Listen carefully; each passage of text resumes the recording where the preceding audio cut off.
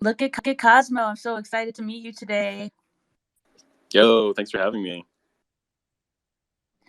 Your PFP always makes me feel very peaceful when I look at it. It's got a good vibe. Nice, nice. Yeah, it was just a study I did that I kind of turned into this weird abstract painting. So a little different than the normal stuff in the NFT world. We need more of it, man. We need more. Bring in all the freaky shit we can. Hell yeah! Nice to meet you guys, by the way. Nice to meet you, Ren. Nice to meet you too, man. I'm really excited for this one. I feel like each one I say, oh, this is probably the most excited I've been, and it just keeps going, and we're staying right on track with this. Talking to you today. I know we're trying to wait a few minutes for people to kind of file in and whatnot. So this is going to take a lot of my strength to not just start asking you questions. But that being said, um, I think it's cool to just say, where are you at right now, man? Like, location wise. So I'm based out of Denver, Colorado. Nice, nice. I love. I think. Wait, have I been there? No, I have not been there. I have been to Colorado though for a film festival, and it was freaking amazing. I absolutely loved it. Would love to go back. It's. I feel like I'm in New England. I'm in Boston, and once you go north, you get to some pretty scenery, but it nothing compares to that area. It's phenomenal. Have you been there for a long time? Yeah, man. I actually I grew up in Denver, so I'm one of the few natives that actually lives here. Because most people that move to Colorado, or most people in Colorado have moved to Colorado from other states just because it's like you're saying, man, it's just so beautiful. It's really incredible. So yeah, I need to make it out to the East Coast. I don't really make it out there very often. And there's definitely some beautiful areas up in there. Like definitely Maine. We want to check out Maine sometime. I've heard a lot of really, really good things about Maine, just as far as like nature wise and everything like that. So one of these days we'll get out there. I feel like it's so hard. Alyssa, I think you cut out. Unless that's me. Snap! Thank you. Didn't want to talk while muted. Yeah, I feel like it's hard to not have a relationship with nature out there. It's like you're just these mountains are right here in front of you all the time, and it's like just a totally different nature vibe from where I grew up in New Orleans. Like it's just I don't know, it just feels a lot more present everywhere that you are. Yeah, definitely. And I think, at least for me, nature is so essential given how much time we stare at screens. Like, if I didn't have somewhere to go outside and to kind of take a break and actually connect with what's real, I think both like mental health wise and physically, just everything would kind of go downhill. And I think, people have definitely experienced that in the past, and I've experienced it in the past for sure. So it's just something that's really important to me is to stay active and stay in nature and remember like life is not just what's on the screen. Yeah, dude. I vibe that for sure. I think that part of my dream would be to build a tiny glass shack, or I guess plexiglass shack, up in the mountains, and then just have the screen and be able to, like, I'm out whilst working on NFTs. I think that would be really cool. Probably won't ever happen, but definitely part of my dream. Yeah, No, never say never, man. never For say never. real. That's right. Yeah, You that's don't true. But know. We're early. yeah, that's true. There's a lot of life to be lived. The thing about people like Colorado, I feel like it has to be just as many transplants as Boston. Boston has like 52 colleges, and I think that most of the people that I know are not natives, and I think that there's a ton of people that I know that said I'm moving to Colorado. So that kind of checks out, and that can be a funny vibe. I was in LA for about 3 years, and there were a healthy dose of people that were natives to LA, and they were kind of like a rare breed. Um, so anyway, I think that it's interesting to be in places where there's transplants, a lot of them. And please go to Maine. My family, we have this tiny little kind of shack in the woods, way up, far away from pretty much anything. Like there's not a traffic light for like 40 miles. It's way up in the mountains.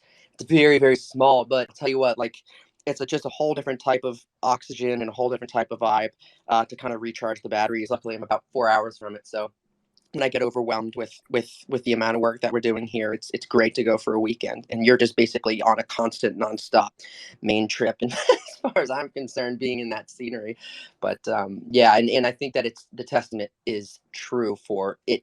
deteriorating mental health and physical health, staring at screens, being inside. So that's something that I'm really struggling with, that I'm getting better and better and better with since the mechanism drop. So onwards and upwards. But I think enough people are here. I think we can kind of start digging in. What do you guys say?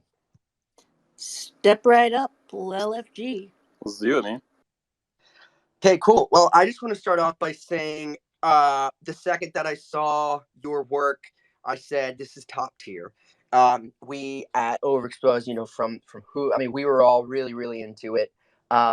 You're doing some just, I mean, you just are, you know, you've got so many different vibes to the things that you do. It looks like you can do subtle, you can do Aztec, you can do glitch, you can do color, you can do lack of color. In ways, in kind of a harmony that it's the same artist. You can feel it's the same artist, but uh, it's drastically different art, which to me, I really love seeing in the space in the NFT world. I think that it's really really cool when someone's pushing the boundaries of what their art looks like as a collection. And I think that the layering that you've done is phenomenal. It's a feat in and of itself. I think that a lot of times traits can kind of be put together in more of a rudimentary way, and I think that you've done it in a way that's so seamless, and just you would have no idea, that all of these different traits would have fit on the same head. They're just so wildly different. So I guess I'm not a 2D guy. I draw stick figures. Um, I mean, literally, it doesn't compute in my brain. So seeing this stuff is really fun for me, because I think that I'll have some questions that may seem kind of silly, but maybe some listeners might be interested in hearing. But I guess to start, like, where did you come from in the art world? I tried to do as much research on you as I could. I find that much. You're pretty good at in my opinion, kind of hiding it. If it's out there, then I missed He's it. a But like, magician. yeah, he's a magician. Where did you come from? Like, what did you like when you were a kid? What did you like when you were in your 20s? Like, where did this art kind of come from? Oh man, great questions, and thank you, man, so much for all the kind words. I really appreciate all the the compliments and just observations from another artist. I really respect your art and the project that you guys have put out there and all the things you're doing. So I really appreciate the kind words. So thank you, man. And yeah, so kind of to give you a background, the reason you weren't able to find much on me in terms of art is because I've only been doing art professionally just for about like 2 years now. My background is more in design and development and building applications and websites. So when I was little, I would draw all the time. I love drawing. I love making everything, and I loved like taking things apart. So I was always very creative, and I came from kind of a creative family. My mom was a sculptor, and I have a lot of art teachers in my family. So I think it's partly just in our DNA. We just like making stuff.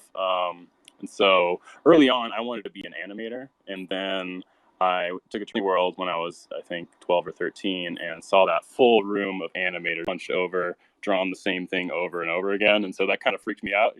I was like, I don't think I want that to be my life, and so around that time, the internet was blowing up, and web development, websites, all that stuff was like brand new, and so I just felt like I could make a better living for myself if I did that and went down that route, because I was still able to build things and make things. And what I really love about the web is there's so many different subject matters and styles and just different mediums that you get to play in. You get to play with typography, and you get to play with photography, and all those good things, and interaction and animation. I just thought it was like my jam, and so I did that for a long time and just got kind of burnt out on it. A place where I just didn't feel creative anymore.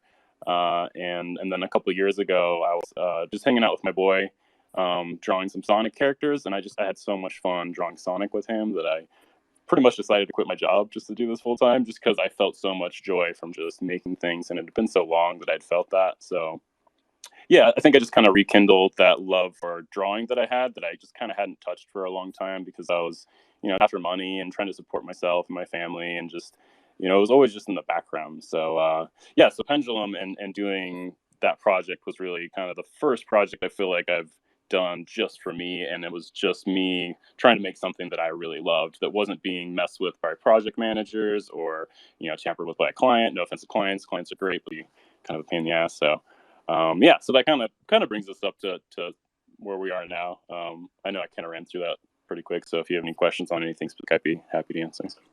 I want to know, like, specifically how, like how long it took between you getting back into art and NFTs coming into your life. Like, who got you into it?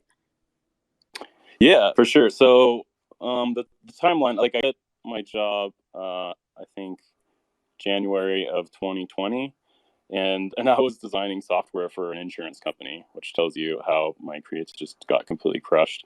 But around that time, I hadn't heard of NFTs at all. I quit my job with the intention of just doing freelance illustration, just trying to get back into the swing of things. And I did a lot of like therapy. I did ketamine therapy, which is a psychedelic they use for anesthesia. Really, it's not meant to be just a psychedelic, but it has psychedelic properties. I use that to try and get back in touch with my creativity and all that good stuff. And so I was just freelancing for a buddy of mine. He has a studio in Denver, and I was doing kind of like corporate illustration, working on projects that were like for internet service providers and stuff like that. My friend Dave, who worked at the software insurance company, Dave from Dirtbirds, is the one that introduced me to the NFT Oh scene. snap! That's Yeah, amazing. He's the best. That's the yeah, best. Dave is incredible, super talented, and he just blew my mind. He just called me up one day and told me what the space was, and I just couldn't believe it. So I kind of dropped everything and just focused on Pendulum for 6 months before we really dropped anything. So yeah, it's been a crazy ride, but I'm super grateful. I'm super grateful for the space, mostly because it allows artists like me, and I'm for you too, Ren, a place where we can feel like what we create is valued and that we get compensated in a way that we can actually provide for our family and not have to do side jobs. So for that, I'm so Dude, yeah, 100%. And this is really cool to kind of get a dive into the first off the kind of like full circle that happened, that I think probably happens to a lot of artists, and just a bit of kind of where you're at. I want to say first off that Disney has also taught me a lot of things, and I think that that's a hilarious sentiment about you seeing the animators in all hunched over and drawing one thing after the other. But it cracks me up though, because probably by the time you were at Disney, they had moved away from that. Unless you went when you were, I guess, at that point, Lion King was coming out when we were kids. I don't know exactly how old you are, but I love that. That's because I'm hunched over on a computer, doing the same thing over and over. So it does end up that way. I think that one of the things that I love the most about your progression um, is how you said that not having other cooks in the kitchen has allowed for you to shine and allowed for you to make something that really matters. I mean, I think I've done a lot of corporate stuff. I've done a lot of client-based things for industries that it's a creative position, say, but it's absolutely not creative. And I can say that overexposed is kind of the first time I feel like I've done something that has meant something. And I think largely it's because there is no, executive producer or producer over your shoulder talking about the message that we want to send to people and all this crazy crap that doesn't matter. And in the end of the day, when you get a product that's one person's vision, especially in regards to art, I think it's 10 times more powerful and meaningful than a piece of art that was, a collection of 10 different executives and producers that all kind of made this one thing. Not that artists collaborating can't work, but I mean more so people that aren't artists that have some sort of say in what's happening. And I kind of relate this to the music world as well. Like like a Katy Perry. There's if you look it up, there's 8 songwriters on tracks, and I would, even though they're perfect. I mean, the production is perfect, the lyrics are absolute killer pop for what it is. I can appreciate for what it is. I would rather hear a song that's a tenth as good that somebody wrote by themselves, because that is really, in my opinion, a piece of art coming from one soul. You know what I mean? Sincerity. yo. Yeah. Absolute sincerity. And so I really, really vibe with you, connecting with the opportunity to make something that you think is fucking cool, and it ended up being massive. You know what I mean? It's just so brilliant how that can happen. But yeah, man, I quite a path. I think that it's great that you quit your job in 2020. I think that that's one of the biggest steps that an artist can, one of the most terrifying steps. I took that step, earlier this year, and it was absolutely terrifying. But I had this faith in this community, and I think that that's amazing. So, who are some artists that you like right now, or in general, just ones that have affected you? I mean, I'm kind of all over the place. I think one of the things that are reflective in my art is that the styles and subject matter, everything varies quite a bit, and I think that kind of stems from me going through different kind of careers in a way. Like I was a developer for 10 years, where I was just writing code pretty much. There's still creative aspects because I got to be really creative in how I built things and how I wrote logic and functions and stuff like that. Um, and then, same thing kind of in the design world to where you need to match the aesthetic of a brand. And so you have to be just really flexible with the way that you communicate things and how you communicate things. And the whole time I was doing design and development, I was also doing illustration on the side. It's just a lot more kind of corporate. And the corporate style now is much more minimal and kind of these weird proportional, I'm sure you've seen them everywhere. They're just all over the place. So going through that, like, I think I've had a lot of different influences. So in the past, it's been a lot of like illustrators, kind of in the design world. Like Charles Bloom is somebody I used to work with at Moxie Sozo in Boulder, and he's incredible. Pretty much all the illustrators at that studio. And but then growing up too, like I was always really inspired by the illustrators for Magic the Gathering. Like I played, like I nerded out on that game so hard when I was in middle school and a little bit earlier on, and so a lot of those are like Arcade Post and some of the newer like Peter Moorbacher. Peter Moorbacher is my absolute favorite artist, mostly because he's so holistic in what he creates, and he's kind of just told everybody he doesn't really care whatever anybody thinks. He's just going to do his own thing, and he feels like whatever he's doing in that place is going to allow him to create his best work. And so I vibe with that quite a bit in thinking that, it's very important, and you don't want to exclude your fan base or your community or the people that are consuming your art, but it would be a disservice to them for you to be inauthentic in what you're creating and how you're creating that. And so I get a lot of inspiration from Peter Moorbacher. I listen to his stuff all the time just on YouTube, and he's just an incredible artist. And he kind of gets into kind of the more spiritual realm, which I'm very much grounded in that, and that serves as like a big place of inspiration too. But and I could go on and on. There's a lot of people in this space like you. I really love Trey's art, and or there's just all over the place. Yeah, we can talk about it all day. But yeah, so those are some of the big ones that inspire me. Dude, that's awesome. Yeah, thanks for sharing that. I'm looking at Peter Moorbacher's stuff right now, and it's trippy and beautiful. It almost looks like paint. It's super cool. I can in a way I can see some of the inspiration from this. In it, yeah, it's funny. You just have to look at it and then look at your art, and you can kind of sense it. But that's great. I mean, so when you make art, when you make things like the pendulum pieces, are you in Procreate? That would be my guess. Is that right? Yep. Yeah. Everything for Pendulum is in Procreate. The only thing that's not is just on more the production side. So I'll take all the art from Procreate and then throw it into Photoshop, and then I have a process in Photoshop of which I'm able to change the colors and then export individual traits so that the layering is proper. Certainly. Yeah, I think I even downloaded that plugin or script or whatever it was a long time ago. I don't know if it's the same one, but it was something similar to that. So Procreate is where it starts. I mean, it's so 2K by 2K, and it's what was it, 200 DPI? Yeah, I mean, it was supposed to be 300, but I think compiling everything, we had some issues for whatever reason. I think it was like the image size for being a PNG; it just wouldn't Mm, necessarily output to 300. okay. Or I know there's certain things with PNGs too, where if it doesn't need the resolution, it kind of throws it out. A more simpler piece of art is going to have maybe a little bit less resolution just because it's not needed. Right. Um, Right.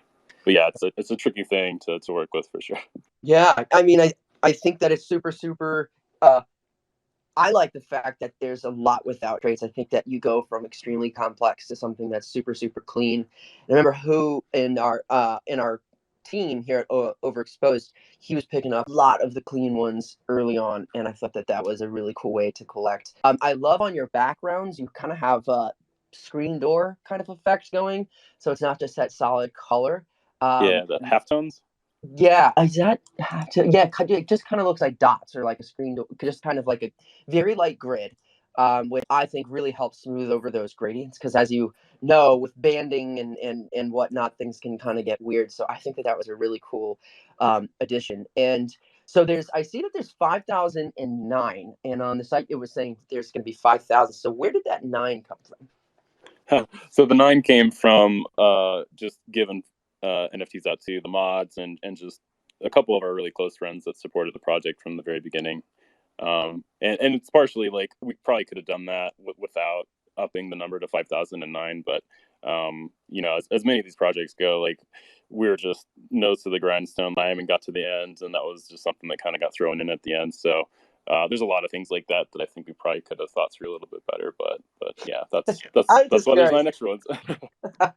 It's a little thing I was just curious about, but yeah. Now, just are you using an iPad? I'm assuming you're using an iPad. So I started out the project on an iPad from 2017, as an iPad Pro, and eventually it couldn't keep up. It couldn't keep up with the number of layers and effects and everything I was throwing down. So I had to get a new one, which is up a lot better. But I don't know if you work on iPads much. I'm assuming it's probably more desktop, given the type of work that you do. But man, I go through screen protectors and Apple Pencil nubs so fast, like it's just like a constantly changing thing just because I'm just on it so much, which is kind of funny.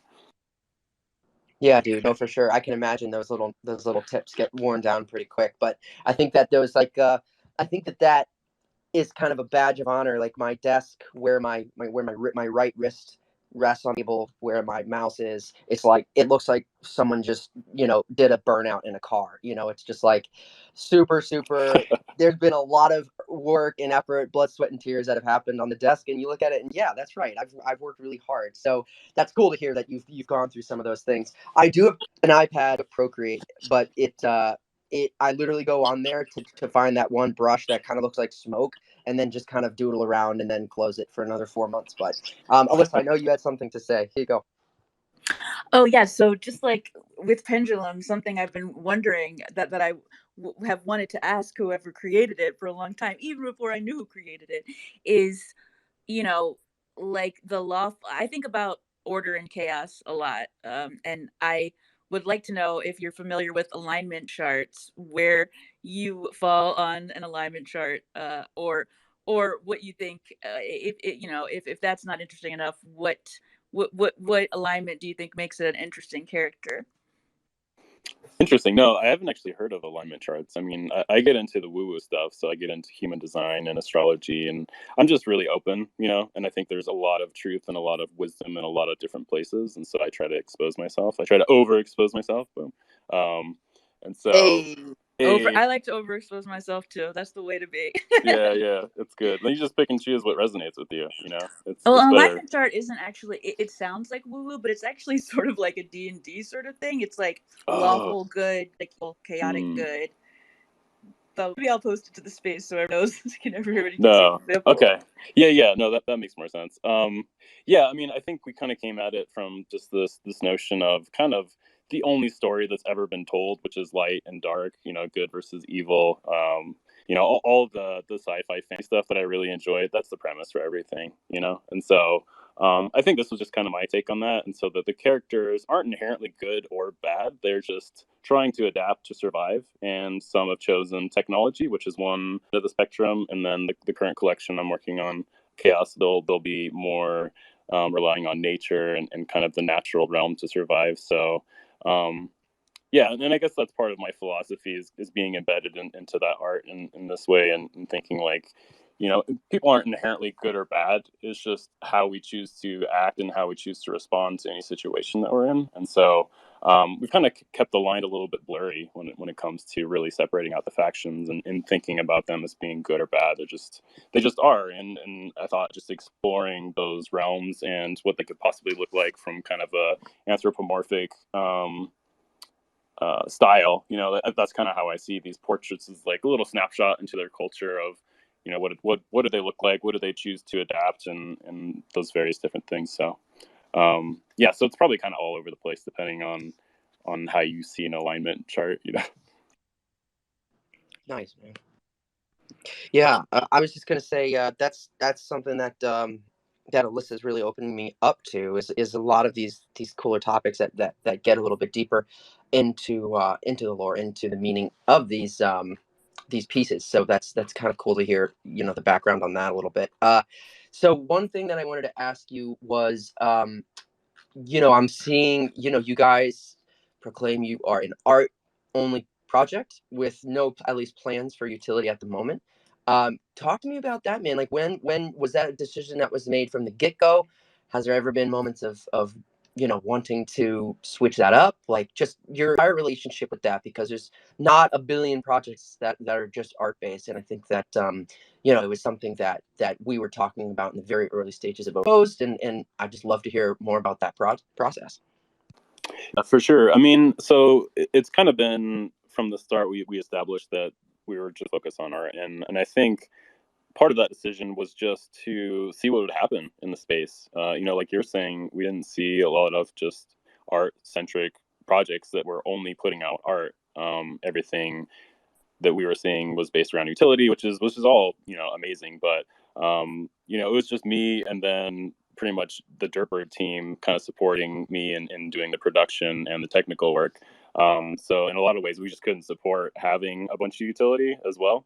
Um, and so I think it was kind of just a mixture of things, and ultimately it came down to like what I wanted to do with the project was just really focus on the art, and so I just wanted to put everything into that just to see what would happen. And thankfully, like the community has been incredible. There was an incredible response, and I even mentioned on one of the interviews like I hadn't thought about what was going to happen after the drop. You know, like I was just focusing so much on the art and just getting there that I think in the longer term that kind of was a difficult challenge to overcome. But I think we're in a good spot now. But yeah, going only art centric and not really offering anything is been interesting to observe and to experience firsthand. Because even though we were very upfront about that, there were still people that were asking for utility. You know, they're like, okay, I have the art, but now what can I do with it? You know, and even on the mint day, people are asking like if this piece of art was good or this NFT was good, and it was funny to be like, well, what do you think about it? You know, so it was kind of interesting just to see. I think the space react in kind of a different way, and for me, not really having much exposure to any other project, it was kind of an isolated experience for me, and I can reflect back on it. You know, having been in the space a lot longer and seeing how other projects work, and I'm glad that I was kind of in that bubble, you know, because it allowed me to create something that I feel like was kind of untampered with. But yeah, I guess when it comes down to it, it's just kind of an experiment, and I'm really happy with it. Hell yeah, man. That's great. That's great. It's cool to see about how that came about. I think yeah, especially around the mint, you know, people are wondering, you know, what else? And I think that's an interesting question that every project has to think about and work on, you know what I mean? And you know, we're having a lot of fun with it right now. We're having a lot of fun in that whole vein. It's a cool playground. But yeah, so next up you've got Chaos, right? Correct. Yep. And that's going to also be 5K. Yeah, it'll be 5K, and then the resolution will be much higher. Part because of the 2K dimensions for order was just me not being super familiar with Procreate yet, and thinking that I needed to have like a ton of layers to be able to do everything. And now I have my process hammered out, so I can do much higher resolutions and not have as many layers to work with. So it's not a huge concern there. Gotcha. Hell yeah. So what is the progress on that? Like, do you guys have any sort of timeline? Yeah, I mean, so we're shooting for just the end of the year. I spent a lot of time after it off doing collaborations, you know, because I felt like that was a good way to keep the project alive and just have momentum and connect with other projects as a way of helping each other. And so I did that for a while, especially because I was kind of burnt out doing the collection work. Because I'm sure you experience this as well, but burnout is a major doing these collections. It's something I've never experienced too. It's where you're doing art for months on end, right? And it's really a marathon. And so that's a challenge in itself, just to keep yourself going and motivated and inspired and feeling like you're you know, creating something that's cohesive and consistent. So I think that break was really good. But yeah, now we're hopping back into chaos. We've made some good progress. I'm trying to evolve the project. And so I'm trying to do things that are more challenging for me, which is like, getting into more active and more dynamic poses. And given that chaos will be kind of more nature based, it'll require kind of a different skill set. I can't rely so much on my design skills in terms of just creating like these really shapes and objects. I'll have to be much more kind of fluid and open to create more natural kind of textures and colors and silhouettes and things like that. So I'm really excited about it, and that's honestly that's my main goal with these projects too, is just to grow. Like I really want to use these projects to push myself as an artist and as a creator, and I think that's what kind of keeps that fire alive to create. So Chaos definitely aims to do that. That's like the biggest opportunity of this space, I think, is just constantly being inspired to push yourself in a way that you wouldn't normally be in other places. And I am really a chaos hearing about that. Like chaos Yeah, thank starting my you. shit, but like hearing of the contrast is exciting for sure. Yeah, and I think that burnout is something I didn't think that existed until I was in the thick of it. And I think you being in Colorado for it, did you notice that helped or aided in any way? Just because it's kind of the place where you would want to go if you're feeling burnout. Like, did you notice that your environment? I mean, I know that we were talking about your environment being beautiful and that you taking advantage of it, but I mean, even more so during that time, was it? Were you grateful for that? Yeah. Oh man, for sure. I mean, I think partly what has helped me with burnout is being able to work on the iPad, just given that I can change my environment. Because I don't know if this affects your end, but my environment impacts how I create so much. So my studio is in my basement, and so I do a lot of work down here, but it's really dark, and I'm a huge fan of natural light, and there's not much natural light down here. So I definitely try and switch it up as much as I can. Go to coffee shops. I've even tried drawing like in the mountains, which did not work out very well, just because the glare is so intense, and like there's just nothing comfortable to sit on. I should bring like a chair, I guess, next time or something like that. But yeah, I've definitely experimented with going to different places and trying different things to refresh myself. But that's just a skill in itself, I think. Being creative, and thankfully, my design career and development career has put me in a place where I had to produce something creative on a daily basis just for my livelihood. So I've learned that skill over the years of needing to create without necessarily feeling inspired or feeling that deep desire to create. Um, but that's something that I'm missing out too, as far as like trying to cultivate inspiration and passion more and try and create from that place more, because it's difficult to do on demand. Like inspiration is just kind of fleeting, and it hits you when it hits you, and you got to kind of use it when it's there, otherwise it goes away. um, but yeah, I think definitely being in nature, just knowing myself too. I think of artists that just are not in touch with themselves or how they create really struggle with burnout, because they're not understanding their energy source and where they get energy from, and how to I guess most efficiently use that.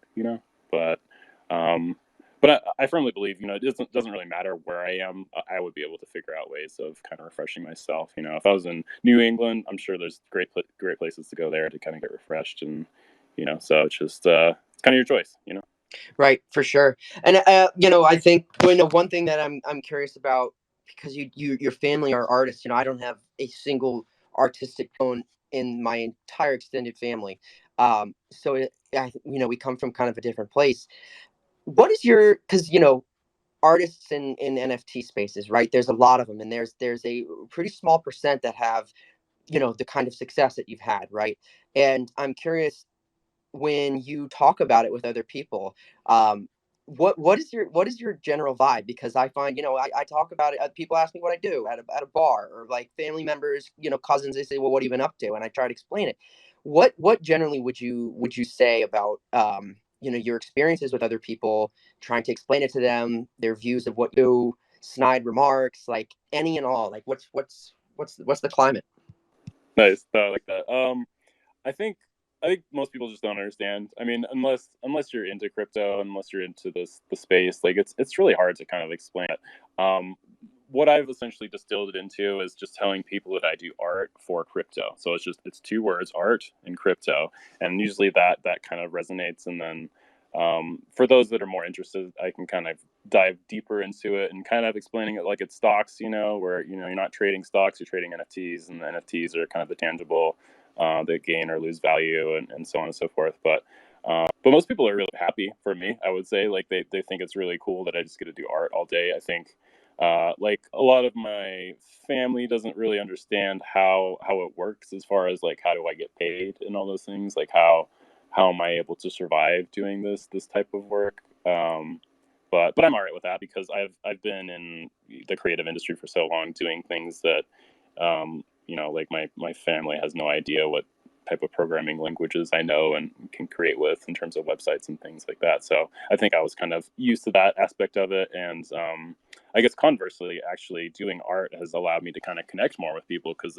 it's much easier to connect over art, which is an expression, versus connecting over like a logo design, of which there's so much that goes into it that's not really approachable by somebody that's not in that space, that it's hard to kind of connect over something like that, where it's whereas art is much more just what you see is what you get, and it's more of a feeling and an expression versus like a set of parameters and goals that you need to achieve. But yeah, I mean, I would say overall accepting, but probably confused and not really fully understanding everything. But that's okay. I think everybody will kind of catch up as what we're into um, gets more widely covered and adopted. The general public. Factual. Yeah, man. But that's good to hear. I just artists to art especially, it's not intel or things that I can relate to or convey to my fiance or something like that. So I'm glad that we have that same. I would kind of want to say hurdle to keep everybody up to date and whatnot. It's just so exciting. I kind of feel every time that anytime that it's a tough situation or things aren't going well, they don't understand or whatever, I kind of just feel like I'm part of a world that's even more underground and not understood even more. And I think that sometimes can energize me just as much as if they were to be like, oh yeah, I know exactly everything about Cardano and NFTs and stuff. Uh, Yeah. so So true. there's that. It Yeah. it kind of feels when the first internet bubble kind of happens, where it was just the wild west. Like people were creating whatever they wanted. There wasn't any type of regulation. I don't know if you remember, like in the early 2000s, websites were just insane. There wasn't a navigation or anything. You would just have to play with this like flash site, figure out how it worked, and there was no standards for anything. So that's kind of where I feel like NFTs and crypto is at right now. Like it's so new and everybody's just doing crazy stuff, and it's just really, really exciting. It really is. And I love what you were saying about, because I did think about the fact that it is a lot easier to explain. You can share art with people and at least they can connect over that, even if they don't fully understand the end of how it's all happening. There are places that this space makes it really easy to connect with people. Yeah, totally. Yeah, that's true. I think I think that it's a brave new world, and it's going to be a constant updating people and people getting hip to kind of what's going on. And we're not even Ethereum. Are not even that world. We're a subset of that world, and so we're even more underground, which is in a way even cooler to me. Um, are you a night owl, or do you say you create better in the mornings, all in the afternoons, or late at night? Yeah, it's funny you mentioned that. I was actually talking with my wife about that today in terms of like switching up my schedule because when you have a child, they're number one priority, right? Like you have another life that you're responsible for, and so the way I've been doing art is just I've been fitting it in where I can, and most of the time that's when my boy's at school, like right now. But what I'm playing with is, I've been reflecting on how I've created in the past and what my natural state is, and I'm definitely a night owl. Like I'm the left to my own devices, I would be up super late and sleep in late, and then kind of enjoy the afternoons and stuff, and just relax then, and then do all the lifting at night. So yeah, I'm playing with the idea of starting to work from like 8 p.m. till 2 a.m. and then sleeping till like 9 a.m. And kind of just doing like admin stuff during the day. Just it's what's hard for me is finding chunks of time where I'm not interrupted, or like when I'm at home, there's all these other things, just like laundry, there's stuff's always a mess, I gotta clean stuff up, so finding a place where I can feel like I can really concentrate for big chunks of time, because for me at least, it takes a little while to get in that flow state. And typically, when I do get in that flow state, I'll have to kind of leave, to go pick up my boy, or do family things or house stuff. There's just being an adult. There's too many responsibilities, man. Like, I kind of wish I would have found the space when I was in my 20s to just throw all the time at it. But being older, you just have to figure out ways to be more efficient. Like, you can't just throw a ton of hours at it. You're not going to have a balanced and healthy life. So so that's something I'm still trying to figure out. But I guess the short answer of it is just whenever I can. Just do art whenever I can and get it done whenever I can, and just go for it, right? Yeah, man. No, for sure. I think that the age old, dilemma of when an artist creates and when they're able to and when they feel inspired, it's kind of like it's like a petri dish where everything has to be right, the temperature and the chemicals and the light and everything, or else the magic just isn't there. And I'm I'm curious about it because I think that it's interesting to know. um, I'm a massive night owl as well, and I think that left to my own devices. Well, I was left to my own devices during the making of Mechanism, and it was like I would go to bed around 6:30 a.m. and then sleep till like 3 p.m. And it was just this terrible cycle of not really getting any sunlight, not very much. Yeah, and it was just but that was everything was still. I kind of like when you said it's about when you can do it, like where are the pockets. And I really felt that my life was so crazy in LA. It was midnight or 1 a.m. until 6 or 7 a.m. is when everybody's quiet, the phone is quiet, everything is still. And it's that prolonged concentration, because you're right, if there's a lot of little tiny breaks and a lot of little tiny moments where there's interruptions, it's so hard to be doing. That's why in the daytime I don't really get that much art done. It's so much, just like you, admin. It's so much things where someone calls, someone texts, but you can do admin stuff, you can do utility, you can do lots of things that aren't the art. But it's a tough thing. It's a tough thing. So I And was you can curious. tell by looking at Overexposed, you can tell that Ren is never awake and that it's a nighttime project. It's dark vibes. That's right. The backgrounds are all black, right? Which I Exactly. love. I love that the backgrounds are black because you can mess Me with too. that contrast and that exposure of textures and things, and fade things into black, and it looks very dramatic. So it works. It works well. Well, thanks, man. Yeah, for sure. And yes, certainly a byproduct of the darkness in which I live when we're on a collection. I think that was a really fun way to to showcase the mechanisms though. So that's funny that you bring that up, Alyssa. But yeah, anyway, the let's just maybe get some questions from anybody that's here that might have want to know something about how Cosmo makes his magic. Just raise your hand, and Alyssa will magically allow you to I'll project. summon you. Yeah. I'll beam you So up. beam me up. Yeah. Just keep me posted. I'll keep talking to Cosmo here until you say someone has done something. Or Um, it can be any kind of question for Cosmo about, like, his hobbies, maybe what kind of magic spells he knows, like whatever, just anything like that, but also Yeah, yeah, obviously about art. yeah. I'm an open book. Anything, honestly. Hell yeah. Do you have any hobbies? Did you play any sports? Snowboarding? I mean, you have to snowboard if you're in Colorado. I mean, Nah, no snowboarding or skiing. That's the true sign of a native. Is like we don't do snow sports. yeah, that's interesting. Yeah, it's a tourist thing. It's so funny how that, yeah, every place has things like that you would think everybody does from there, but it's like not what you do when you are from there. Yeah, sorry, go ahead. Yeah, yeah. No, I mean, I get very much into nature. I mean, we do lots of hikes and lots of stuff outside. I got a camper so we took a trip down to Texas and got into some shenanigans. But yeah, I mean, growing up, so my dad was a golf pro, and he toured Europe for a while. Not the PGA or anything like huge, but just kind of more the mini tours. And so he did that when he was younger. And then so growing up, I'm very much into golf. And I think that really in a lot of ways in terms of, having a lot of patience and doing something that can't be perfected, but you're always aiming for perfection, which is, I would say, the same thing with art and anything creative. It's always its own endeavor in which you can't ever reach the end, but it's always, so fulfilling to try and reach that. Um, so yeah, so I did golf and I did baseball. Like my dad was just very much into sports, and so that's kind of how I bonded with him. And then the other side is my mom was artsy and craftsy, and so I did lots of like toy models and sculpting and just anything kind of in that realm. That seems like really good balance for a human. And also, like, are you really good at putt putt? I'm pretty good at putt putt. Yeah, I get frustrated with putt putt because it's not like golf, and so I've had so many years of thinking about putting in one way, and then you throw a freaking whirlwind or a loop de loop in the middle of a course, and I get pissed off. But it's okay. I still have fun.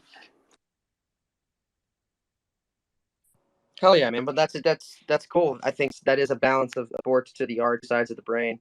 I think, right. I don't actually know the sides of the brain, but they're two different things. It's from the art. What kind of Right. sculpture? True that. What kind of sculpture does your mom do? She does like little kind of centerpieces for tables. So she'll do a sculpture of like I don't know, like a Thanksgiving kind of scene where there's a pilgrim that has like a basket full of fruit and stuff like that. But she'll hand sculpt the faces and the hands and like the whole scene, and then she'll create the outfits. Like she'll sew outfits and make stuff in that way. And she was selling them at art shows for a while when I was growing up. But nobody has like really pursued art. I have, it's most of my family has kind of done it as like a hobby, or it's like their escape, or they're like an art teacher, where they're not actually really producing art themselves. They're teaching others, which is also fantastic too. Oh yeah, for sure. No, yeah, that sounds like literally my mom has probably bought something that your mom has made. Like that sounds spot on. But that's super cool. That's super cool. Did you ever sculpt? Did you ever do anything kind of physical like that when you were a kid? Yeah, I mean, I didn't get into sculpting that much. I always really liked drawing. So my thing was I was movies. I was always super into movies as a child because my imagination was so crazy, and then being able to see that in such a large format, that was always super inspiring to me. So what I would do is I'd go to movies and I'd come home and I'd feel super inspired, and then I would just draw for hours. And that was kind of for a super long time. It's just being inspired by things and then trying to recreate them and then try to create my own versions of those things. So yeah, that was a lot of my childhood for sure. Was doing that kind of stuff. You think we're gonna be able to keep these? You think movie theaters are gonna stay a thing? I don't know if they do. I think they'll be much more like how drive-ins were treated for a long time, and I know drive-ins are kind of gone now as well. But I think it'll be much more kind of niche and um, not mainstream for sure. Because we have so many devices in our homes, and we get early access to movies on like HBO and stuff like that. So it's almost like what's the incentive to go? The sound system. I love movies. I mean, I was like, I was a huge movie guy. I still am. Growing up as a kid, and I think that I pulled a lot of inspiration from that. Sounds like just as much as you have, yeah. And I agree with you. There's not a ton of inspiration or motivation to go to movies anymore. But for those, I really love music. I really love sound. I was producing records in LA, and I was doing a lot in Boston too before. And I go for that god dang sound system. The subwoofers, the power and the wattage that they throw at you is not like anything else. That you can experience. Even the best home theater systems, at least to a certain point, are nowhere near the kind of power that you get in a big AMC theater or whatever like that. So that's my reason to go is the audio. And the ices. Oh yeah, and the popcorn, Nice. the Yeah, the $50 popcorn. popcorn. Yeah. hmm Yeah, it's not what it used to be. I don't know, and I think that's probably just because we're overwhelmed with screens and entertainment. But that anticipation of a movie that you've been waiting for forever, and you can only see it in the theaters, like that was good times. It was that scarcity, baby. There's not enough scarcity now with the movies. So true. Yeah. Hell yeah. Well, I think we're getting to the end here. Alyssa, did we have anybody wanting to ask some questions or a question? No, looking like we're just like talking about really interesting stuff. So nobody just like had any questions. Sometimes that happens. Yeah, we're just hitting all the exact points. Well, dude, I mean, the plug time. Is there anything? Oh yeah, we got Anomalous. I know Anomalous loves Pendulum and loves actually Anomalous. You may be the one that made me think, hey, I should hit him up. Yeah, I think you probably are. That's really cool. Well, you're up, baby. What's going on? It's good to hear you guys up here, by What the up? way. Am I rugging? You got me. No, you're perfect. Great. I actually just picked up my 20th Pendulum, and it is my favorite. It's got the bubblegum glitch, which I've Dang. been wanting for a while. I was patiently waiting, and there we go. So super stoked. Love the art. And I think I was one of those people who came in the Discord and was like, "What's next?" So my apologies for that. Uh, did I think I remember seeing in the announcements that you were going to make art for another project? Was that did I get? Yeah, for sure. And dude, thanks for your support. 20 pendulums. That's you're a whale. I think that's like whale status, maybe. I've been slow stacking. Patient. Slow stacking. Nice. That's the way to do it. Yeah. So I joined the Dirtbirds team, and I'm going to be reimagining their whole OG collection. So that's actually stuff that I'm working on right now, which is really fun. So I'll be doing that and doing chaos at the same time, which will I think be a really good process because it'll allow me to kind of bounce back and not get burnt out with their style, just because the art's like so different, you know. Um, but yeah, Right. yeah, I'm super stoked to be doing stuff with the Dripbirds crew, and their community is insane too. So it'll be fun to kind of merge those two projects together and give Pendulum some utility, right? Like everybody that's asking for utility can now get some utility with Pendulum. So Oh, nice. So I'm thinking just put the pieces together as you said that. That's why Dirtbirds recently spiked, right? I mean, you could make those correlations. I think there's Yeah, because it just went berserk.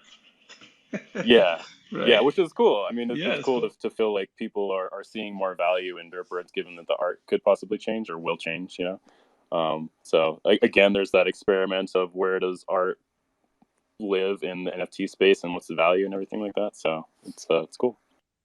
Art Yep. baby is on the way.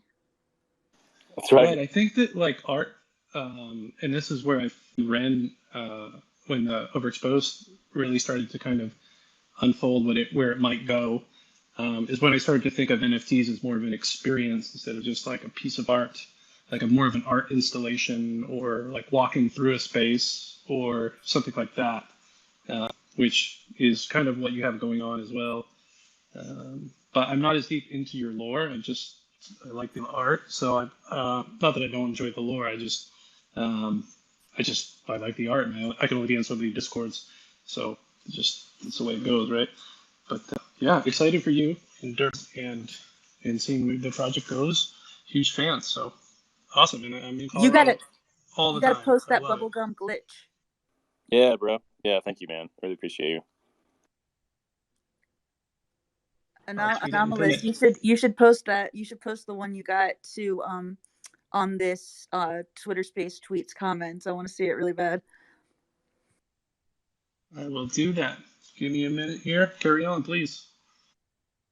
Well, that's great, man. I think that we're doing some stuff for another exciting project. That's super cool. I mean, um, obviously, I know that that's probably how far into it are you?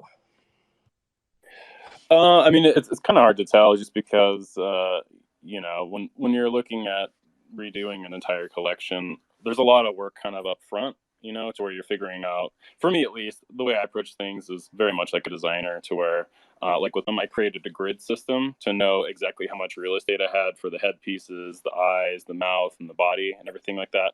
And I think doing that upfront work really pays off in the end because you're not having to redo art, or you're not having to create a bunch of conditionals that say this piece can't go with this piece, you know. So I think the majority of the heavy lifting for both projects is done. I think the challenge with Dirtbirds, especially, was trying to find a style that was honoring of the original subject and subject matter, but felt like an evolution, or just felt like it has just matured a little. And thankfully that process went really fast. Like with Pendulum, it took 2 solid months to figure out what the style was and to get to a place where I felt like I was really happy to spend the next, however many months working on it. So thankfully with Dripbirds, that went really fast, and we found a style that we really love, and I think will work really well. So the goal is to try and get both of them done by the end of the year, which I'm not sure if I'll be able to do that just given how much time I have. But that's why I'm trying to figure out, like, how can I get more time and how can I just be more efficient. So in that regard, I feel really good about getting everything done, but it's definitely kind of a back and forth, ebb and flow type of thing. So we'll see. It just depends on so many different things, and I'm not putting any pressure, and neither is Dave, on myself or the projects to get it done in a certain time frame. Like kind of with Pendulum, we just said when it's done, it's done, you know. And thankfully, like he's the type of partner, and same with Geek Derp. Like we're all on the same page as far as we just want to create the best products and the best art, just create the best things possible. And we feel like in the end that'll pay off. You know, rushing things just never really pays off, and there's no reason to. You know, like the space changes so much, and trying to chase after that I don't think is the best. So it's just more like do the best you can, create the best work you can, and then be patient. And when the time is right, that's when you go for it. You know.